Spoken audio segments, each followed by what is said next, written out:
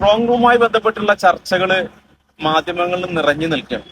എന്താണ് യഥാർത്ഥത്തിൽ strong room എന്ന് പറഞ്ഞു കഴിഞ്ഞാല്?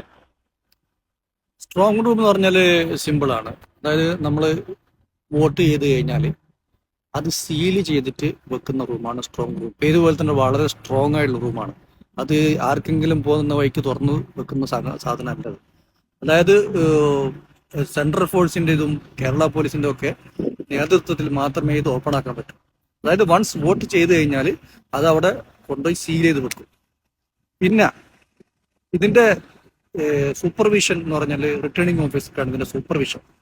അത് മാത്രമല്ല, ഇതിൽ ആരാണോ പർട്ടിക്കുലർ സ്ഥാനാർത്ഥി, ആ ഭാഗത്ത് അവിടെയുള്ള സ്ഥാനാർത്ഥി, അവർക്ക് ഇത് ഒബ്സർവ് ചെയ്യാനുള്ള അവകാശമുണ്ട്. അതുകൊണ്ടാണ് നിങ്ങൾ കണ്ടില്ല, ഇപ്പോൾ ഇഷ്യൂസ് ഉണ്ടായപ്പോൾ അവിടുത്തെ സ്ഥാനാർത്ഥി ഫാത്തിമ ദഹ്ലി പറഞ്ഞു, പിന്നെ എനിക്ക് ഇമെയിൽ വന്നിരുന്നു.